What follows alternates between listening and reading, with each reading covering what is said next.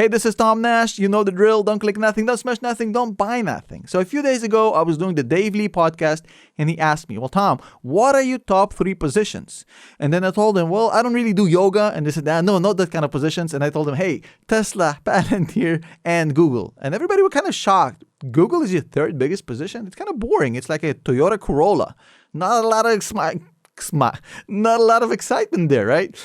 And I get it, but yet, this is it. Look at what's going on today. This isn't, of course, proof of anything. A one-day spike in the price is meaningless, but it's a nice glimpse into what Google can be in the next year or 2. And I think it can be phenomenal. Now, check this out. In this video, I'll explain to you why Google ran up in the pre-market over 10%, $3,000 per share right now.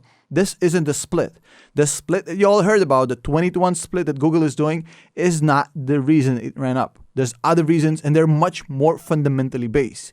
Also in this video, a lot of you have been asking me, well, Tom, in your recent video yesterday, you told us that you're changing the timeline. You're basically saying, well, there's a bull run coming for the next 6 months, and then there's going to be a pullback. So does this mean that your entire inflation stocks and everything you've been talking about for the next 6 months is meaningless?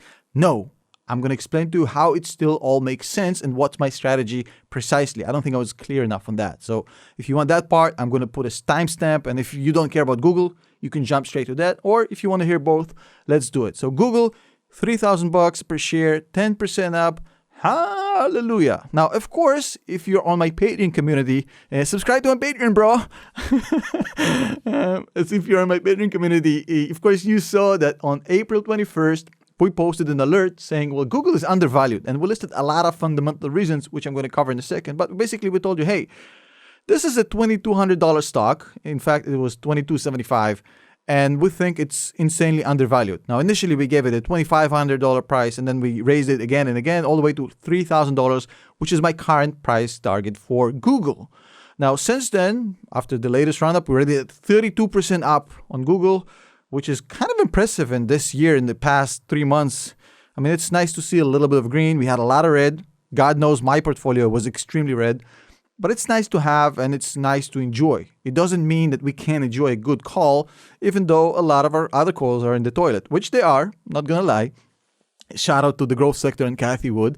But still, let's talk about what's going on with Google. So what happened with Google? Why the stock ran up 10% in pre-market? Is it only the stock split? Well, obviously no. A stock split is meaningless fundamentally. It does nothing for the company or for the shares. You own the same percentage. However, if you have an underlying powder keg, this little match that's called a stock split can ignite everything.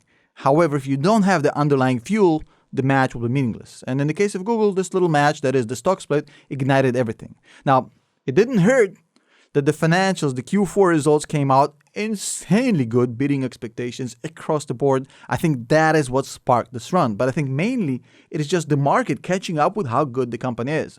So first of all, let's talk about the fundamentals of this company before we go through the results. The Q4 results were insanely good.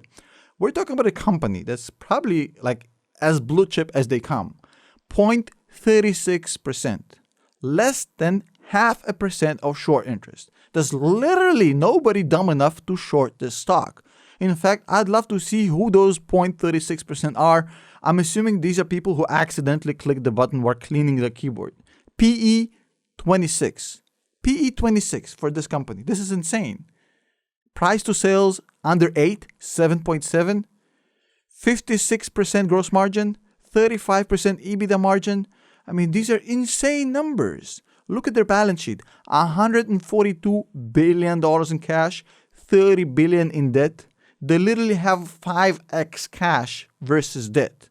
$75 billion in net income. This is net income, not revenue. Net income, $75 billion.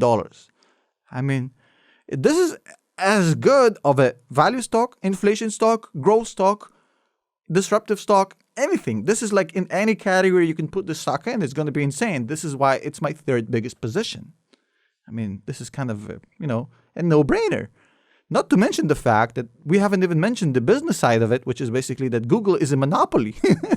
In the retail ad space, there's nobody that comes close to them. I don't know why the FTC haven't really done anything about it. I'm assuming at this point it's too late. But Google has been monopolizing this field for a while now, and there's nobody coming close. Now, that's just the fundamentals that helped us say that 22.75 was a cheap price. And of course, 32% later, I think we were right. But then again, it's just a one-day spike. Let's see what happens. But I'll tell you in a second, I see a huge upside. So look at the Q4 financials because it was more of this greatness. Everything got beat. EPS beat. 30.7 versus anticipation of 27.3. $75 billion in revenue versus 72 anticipated. 32% revenue growth in a COVID pandemic / cluster freak year. I mean, 61 billion in revenue just from ads alone. I mean, do you really think that splitting the stock 20-1 so that the stock cost 128 per share really makes that much of a difference if the companies do? No, it only makes a difference if the company's gold. And in this case, the combination of these factors and that stock split came right on time. I'm not even kidding you. Now, why do I see this company going all the way to 3,500 by end of year 2022, which is my new price target? Because what we're looking at here is a value stock that behaves like a value stock for all intents and purposes with growth that is equivalent of what growth stocks give you, anywhere from 30 to 40%. So if I could tell you, you can have a basketball player that can shoot threes like Steph Curry and dunk like, LeBron James or whoever, Giannis Antetokounmpo, and can play defense like Dennis Rodman and can, play in the post like Hakeem Olajuwon. This is literally the perfect stock. I don't know how much more analogies I have in me for this, but I mean, this is insane. They're a value and a growth stock and probably in the top 5 in each category. I mean, this is the Scottie Pippen / Michael Jordan hybrid of stocks. So therefore, $3,500 by end of year is a no-brainer. A lot of my money is going to go towards this. Now, let's talk about my money and what I said in my previous video. What's going on with the market? I just told you yesterday that the stock market is about to go through a bull run of about 6 months and then a massive pullback. And I explained why. I'm not going to go through the same explanation again. But the question a lot of you ask me, well, Tom, does this mean your inflation stock list is meaningless? Does this mean that now we just go YOLO on the market because it's going to go crazy? No, and I'm going to explain why in a second. So let's talk about what's going to happen in the next few months. Given the fact that I just told you, I anticipate a bull run from 4,500 S&P to 5,500 and then a pullback of about 30 to 35, 40%.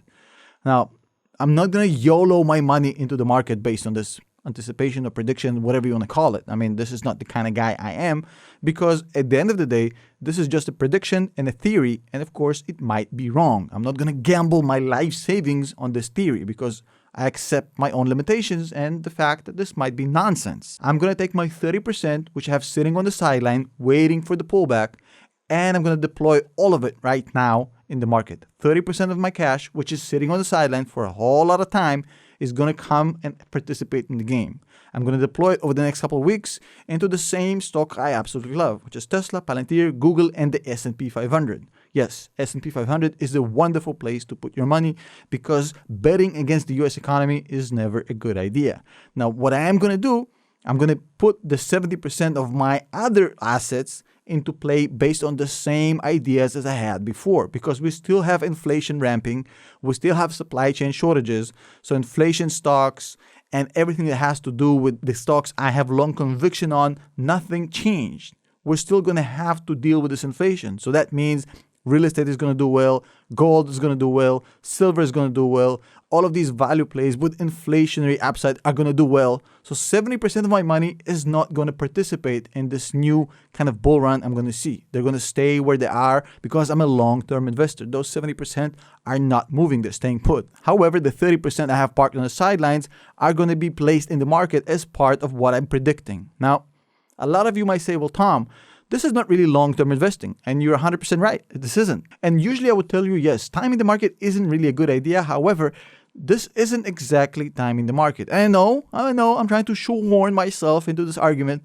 but give me a second to prove what I mean. When Warren Buffett and the likes talk about timing the market, they're talking about specific things. For example, buying a stock without even caring about the underlying business, not liking the stock, just out of the sheer anticipation that somebody's going to buy it off you at a better price. Kind of like, the greater fool theory. That's trying to time the market. That's not smart.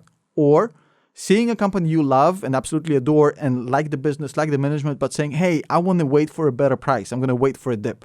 That's trying to time the market because you might never get a chance to buy that stock. Tesla, for example, right? It might run off. So I think when people are talking about time the market, classically that's more things like this. I don't think it's really applicable to macroeconomics and how it's going to impact the entire economy and trying to work around that. However, I will stipulate that there is definitely timing the market elements here. I'm not going to run away from it. At least with macroeconomics, I feel comfortable making an educated guess based on my own analysis. If you want to see the previous video where I analyze why we're seeing a huge bull run ahead, the video is on the screen right now. Check it out. If you want to subscribe to our Patreon, the link is below. It's $5 per month and you'll be supporting the channel. Thank you so much. See you in the next video.